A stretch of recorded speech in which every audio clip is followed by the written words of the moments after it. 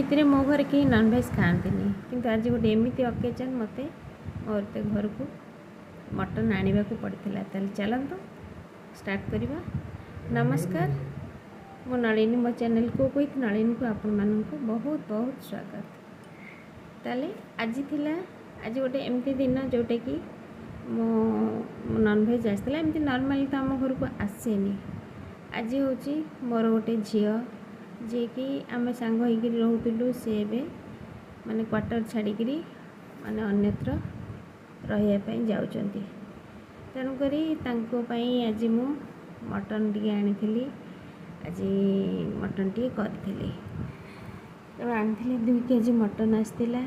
ମଟନ୍କୁ ଭଲ ଭାବରେ ଟିକେ ଧୁଆଧୁଇ କରିଦେଇଥିଲି। ଆଉ ଭଲ ଭାବରେ ଧୁଆଧୁଇ କରିକି ତାକୁ କ'ଣ କଲି ନା, ତା ପାଣି ଗୁଡ଼ା ସବୁ ନିଗାଡ଼ି ଦେଲି। ଦେଖନ୍ତୁ, ଏମିତି ନର୍ମାଲି ମୋ ଘରେ ଏତେ ମଟନ୍ ହୁଏନି, ବା ମଟନ୍ କ'ଣ ନନଭେଜ୍ ହୁଏନି। ଆପଣମାନେ ତ ଦେଖିଥିବେ ମୋର ଭିଡ଼ିଓରୁ, ନନଭେଜ୍ ବହୁତ କମ୍ ହୁଏ। କିନ୍ତୁ ଏମିତି ଗୋଟେ ଅକେଜନ୍ରେ କିଏ କେମିତି ଗେଷ୍ଟ ଆସିଲେ ସେମିତି ହୁଏ। ତ ତାକୁ ଧୋଇ ଦେଇଥିଲି। ଏବେ ତା ପାଇଁ ଗୋଟେ ମସଲା ନେଇଛି, ପୁଦିନା ପତ୍ର, ଧନିଆ ପତ୍ର, କଞ୍ଚା ଲଙ୍କା, ଅଦା ଆଉ ରସୁଣ, ତା'ର ପେଷ୍ଟ। ଏବେ ସେ ପେଷ୍ଟକୁ ତାକୁ ସେଥିରେ ଦେଇଦେଲି। ତାପରେ ଦେଖନ୍ତୁ, ଏଇଟା ଦେଲେ ଟିକେ ଭଲ ମ୍ୟାରିନେଟ୍ କରିବା ପାଇଁ ତାକୁ ଦିଆହେଇଛି। ଆଉ ତାପରେ ସେଥିରେ ଲୁଣ ଆଉ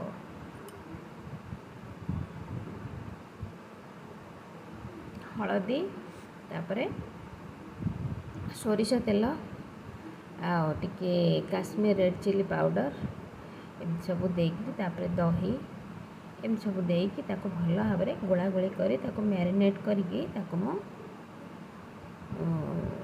1-2 ଘଣ୍ଟା ପାଇଁ ରଖିଦେଇଥିଲି। ସେଇ ଭିତରେ ମୋର ଅଲଗା କାମ ହେଇଥିଲା, କାହିଁକିନା ବହୁତ ଜଲ୍ଦି ମୋ ହଜବେଣ୍ଡ ନେଇ ଆସିଥିଲେ ମଟନ୍। ତା ଭିତରେ ମୁଁ ଅନ୍ୟ ଘରର ସବୁ କାମ କରିନଥିଲି। ସେଥିପାଇଁ ମୁଁ କ'ଣ କଲି ନା, ତାକୁ ମ୍ୟାରିନେଟ୍ କରିକିରି ପାଖାପାଖି 1-1.5 ଘଣ୍ଟା ଛାଡ଼ି ଦେଇଥିଲି। ତେଣୁ ତାକୁ ଭଲ ଭାବରେ ତାକୁ ଚକଟା କରିକି ତାକୁ ମୁଁ ଘୋଡ଼େଇକିରି ରଖିଦେଇଥିଲି। ଦେଖନ୍ତୁ କେମିତି, ଆପଣମାନେ କ'ଣ ଏମିତି କରନ୍ତି ନା କେମିତି କ'ଣ ସବୁ କରନ୍ତି? ଆଉ ମୁଁ ଏମିତିରେ ତ ଦେଖିଥିବେ ମୁଁ ବହୁତ କମ୍ କରେ। ତେଣୁକରି ମୋର ନନଭେଜ୍ କରିବା ଉପରେ ମୋର ଏତେଟା ଆଇଡ଼ିଆ ନାହିଁ, କି ଏତେ ଭଲ ବି ହୁଏ କି ଭଲ ମନ୍ଦ ହୁଏ କି କେମିତି କ'ଣ ହୁଏ ମୁଁ ବି ଜାଣିନି, କାହିଁକିନା ମୁଁ ତ ଆଦୌ ଖାଏନି। ତେଣୁ ସେସବୁ ଦୃଷ୍ଟିରୁ ମୁଁ କହିପାରିବିନି ଯେ ଏଇଟା ଭଲ ହେଇଥିବ କି ମନ୍ଦ ହେଇଥିବ। ବାସ୍ ଯେଉଁମାନେ ଖାଆନ୍ତି ସେମାନେ ହିଁ କହନ୍ତି। ତାପରେ ନନଭେଜ୍ ବହୁତ କମ୍ ଆସେ, ତେଣୁକରି ମୁଁ ଏତେ ରୋଷେଇ ଶିଖିନି, ବା କେମିତି କ'ଣ ହୁଏ ମୁଁ କରି ଜାଣିନି, ବା ତା'ର ଯେଉଁ ବିଭିନ୍ନ ପ୍ରକାର ଯେଉଁ ଅଛି ଆଇଟମ୍ ତା ମଟନ୍ ଉପରେ ମୁଁ ସେଗୁଡ଼ା ବି ଜାଣିନି। ବାସ୍ ଯେଉଁଟା ଜାଣିଛି ପୁରା ମୁଁ ମାନେ ନର୍ମାଲି ପ୍ରୋସେସ୍ରେ ସମସ୍ତେ କରନ୍ତି ଯେଉଁଟା, ଆଉ ବିଶେଷ କରି ମୋ ଶାଶୁ ଯେମିତି କରନ୍ତି ମୁଁ ସେଇ ଅନୁସାରେ କଲି। ତା ପାଇଁ ନେଇଛି, ଦେଖନ୍ତୁ, ଆଳୁ ସେଠି 5-6ଟା ଆଳୁକୁ କାଟିକି ନେଇଛି। 4ଟା ପିଆଜକୁ ସ୍ଲାଇସ୍ କରି କାଟିଦେବି, ଆଉ 4ଟା ପିଆଜ, ଆଉ 2ଟା ରସୁଣ, ଖଣ୍ଡେ ଅଦା, ତାପରେ ଆଉ ଏଠି 1.5 ଚାମଚ ଧନିଆ, 3ଟା ଲଙ୍କା, ତାପରେ ଅଧ ଚାମଚରୁ ଟିକେ ଅଧିକା ହେଉଛି ଜିରା, ତାପରେ ଏଠି ଫୁଟଣ ପାଇଁ ନେଇଛି ତେଜପତ୍ର, ଲଙ୍କା ଆଉ ଜିରା, ଆଉ ଗୋଟା ମସଲାରେ ନେଇଛି ଆଉ ଡାଲଚିନି, ଗୁଜୁରାତି, ଲବଙ୍ଗ, ଗୋଲମରିଚ। ଆଉ ସେଇ ଡାଲଚିନି, ଗୁଜୁରାତି, ଲବଙ୍ଗ, ଗୋଲମରିଚକୁ ଆଉ ଟିକେ ଗୁଣ୍ଡ କରିବି। ଏବେ ମୁଁ ଗୋଟେ ବଡ଼ ଚଉଡ଼ା ଡିସ୍ଟେ ବସାଇଦେଲି, କାହିଁକିନା ଆକୁ ସବୁ ଗୋଳାଗୋଳି କରିବା ପାଇଁ, କଷିବା, ଗୋଳେଇବା ପାଇଁ ଟିକେ ଚଉଡ଼ା ମୁହଁ ବାଲା ଡିସ୍ ହେଲେ ଟିକେ ଭଲ ହେବ। ତେଣୁକରି ଟିକେ ମୋଟା, ମାନେ ବେଶ୍ ମୋଟା ଥିବ, ଯେଉଁଠିକି ତଳେ ନ ଲାଗିବାର ବହୁତ ଚାନ୍ସେସ୍, ବା ଲାଗିବନି, ସେଇଭଳିଆ ଗୋଟେ ଡିସ୍ଟେ ବସାଇଦେଲେ ସେଇଥିରେ କଲେ ସେଇଟା ମଟନ୍ଟା ଭଲ ହେବ, ମୁଁ ଭାବୁଛି ଭଲ ହେବ। ତେଣୁ ସେଇଭଳିଆ ମୁଁ ଗୋଟେ ଡିସ୍ଟେ ଥିଲା, ତେଣୁ ତାକୁ ଦେଇକିରି ସେଥିରେ ମୁଁ ସୋରିଷ ତେଲ ପାଖାପାଖି 150 ml ପାଖାପାଖି ତେଲ ମୁଁ ଦେଇଦେଇଛି।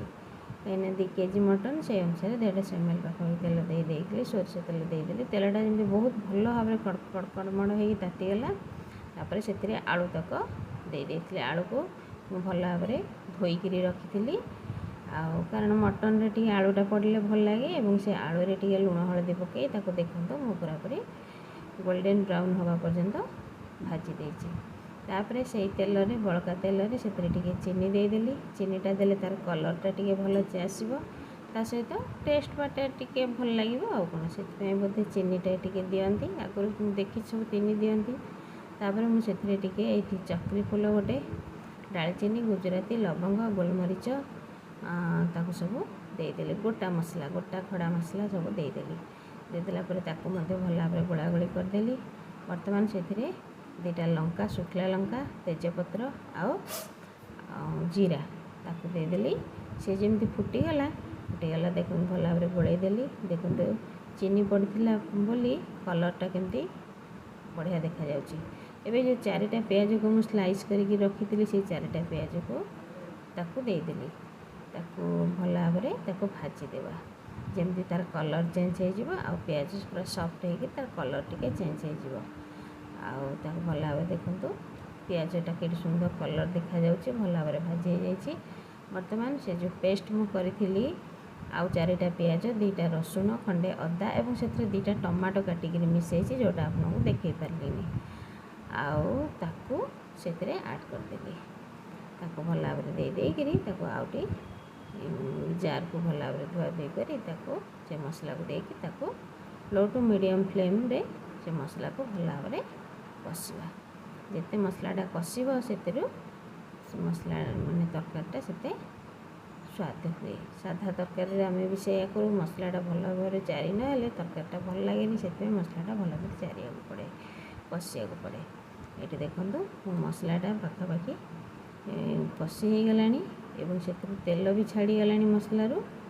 बर्तमान से जो धनिया आउ जीरा बटाटा ता सहित शुखला लंका 2टा से मिसेकी बटा होती से देदेले। ताकू देके टिके पानी देके भल भाव कषा कषि करदेवा। तापर से हलदी देदेवा कहीं पूर्व आम केवल आलू भजा जो होता से हलदी दिया तेणुक आउ हलदी देदेवा आपर टे लुण देकर भल भाव कषिदेवा। तापर से तेलटा पूरा छाड़ी हो गला। बर्तमान से कलर पाई टिके काश्मीर रेड चिली पाउडर टिके दिज्व कहीं मोर आज जोटा करुच्ची प्राय छुआ मैंने सब खाइबे तेणुक मु लंका गुंड आदौ व्यवहार करनी केवल 2टा लंका ही ए बाटिया को देती आउ अधिका किसी देनी। तेणुक जहाँ टिके कलर माने काश्मीर रेड चिली पाउडर टिके देदेली जोटा कि मसलार कलरटा टिके भल आसो। देखु सतरे मसलाटा बहुत सुंदर देखा जाउची तेल भी छाड़ी गला एत सुंदर जिते कषापी समय लगे मोर यहाँ पाखापाखि 1.5 घंटा घंटाए 40 मिनिट पर्यंत लगिला। तापर जो मसलाटा भल भाव कषि हो गला एबे से मटन देदेली। मटन देकी भल भाव कषिबे भल भाव कषिया पड़ला। ये समय आंचटा मोर प्रथम ही आंचटा मीडियम रे रखी आंचटा जमा हाई रे रखिनी तेणु एमती ढांकुणी घोड़े काढ़ी एमती करी मु पाखापाखि 4-5 थर माने गोला गोली तल ऊपर गोड़े कहीं तले लगी जबार भी चांसेस अच्छी।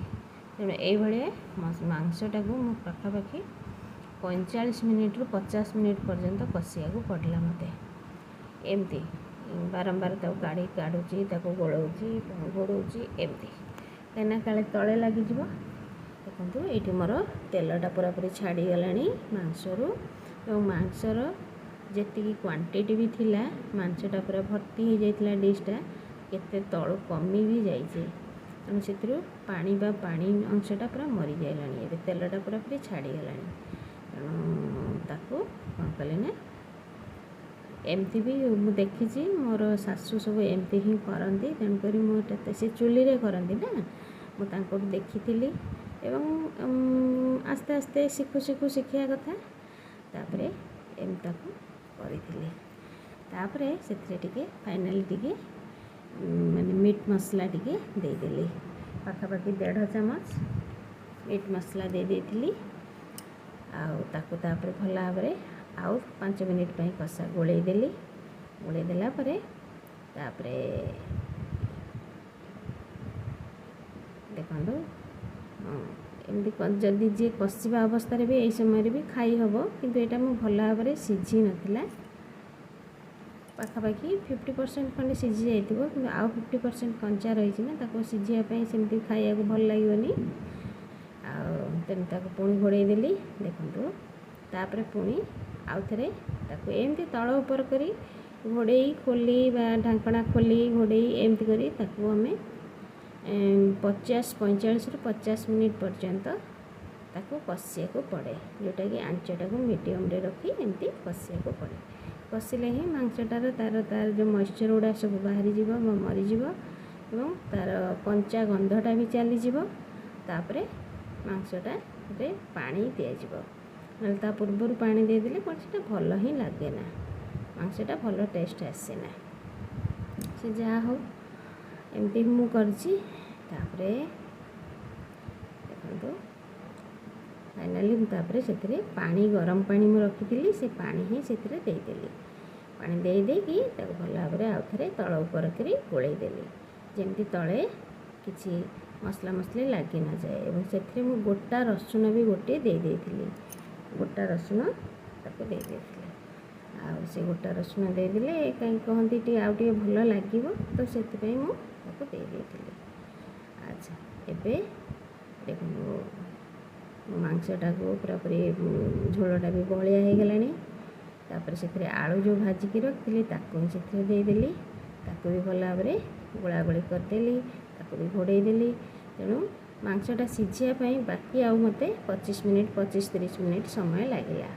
ତେଣୁ ଟୋଟାଲି ମୋତେ ଏଠି 1.5 ଘଣ୍ଟା ପରେ ବା ଘଣ୍ଟାଏ 40 ମିନିଟ୍ ମୋତେ ଲାଗିଲା ଏଇଠି ମଟନ୍ଟା ହେବା ପାଇଁ। ତେଣୁ ଆ ପାଇଁ ପେସେନ୍ସ ଦରକାର। ଆଉ ମୋତେ ଯେ ମୋ ହଜବେଣ୍ଡ ମନା କରିଥିଲେ, କହିଲେ ତୁମେ ପ୍ରେସର୍ରେ କର ନା, ତୁମେ ଡିସ୍ରେ ହିଁ କର, ପ୍ରେସର୍ରେ କରିଦେଲେ ସେଇଟା ଏତେ ଭଲ ଲାଗିବନି, ତୁମେ ଡିସ୍ରେ କର। ତେଣୁ ଯାହା ହଉ ମୁଁ ଯେମିତି ହଉ ମୋ ଚେଷ୍ଟାରେ ମୁଁ ଯେମିତି ସେମିତି କରିଦେଲି। ଫାଇନାଲି ମୁଁ ଟିକେ ଗରମ ମସଲା ଦେଇଦେଲି, ଆଉ ଟିକେ ଧଣିଆ ପତ୍ର ଦେଇଦେଲି। ତାହେଲେ କେମିତି କ'ଣ ଲାଗିଲା ମୋର ଆଜିର ଏ ମଟନ୍ଟି? ଯଦି ଆପଣମାନଙ୍କୁ ଭଲ ଲାଗିଥିବ ତାହେଲେ ପ୍ଲିଜ୍ ଆକୁ ଲାଇକ୍ କରିଦେବେ, ସେୟାର କରିବେ, କମେଣ୍ଟ କରିବେ। ଆଉ ଯଦି କିଏ ନୂଆ ଅଛନ୍ତି ତାହେଲେ ପ୍ଲିଜ୍ ସବସ୍କ୍ରାଇବ୍ କରିବାକୁ ଆଦୌ ଭୁଲିବେନି। ଆଉ ଫାଇନାଲି ମୁଁ ସେଥିରେ ଟିକେ ଘିଅ ଦେଇଦେଲି। ଏଇଟା ହେଉଛି ମୋର ପସନ୍ଦ ଥିଲା ବୋଲି ମୁଁ ଘିଅ ଟିକେ ଦେଇଦେଲି। ତାହେଲେ ଆପଣମାନଙ୍କୁ କ'ଣ କେମିତି ଲାଗିଲା ଆପଣମାନେ ପ୍ଲିଜ୍ ଆପଣ କମେଣ୍ଟ କରିକିରି କହିବେ। ତାହେଲେ ଯଦି ଭଲ ଲାଗିଥିଲା ତାହେଲେ ଲାଇକ୍, ସେୟାର, ସବସ୍କ୍ରାଇବ୍ କରିଦେବେ। ରହୁଛି, ନମସ୍କାର, ଜୟ ଜଗନ୍ନାଥ।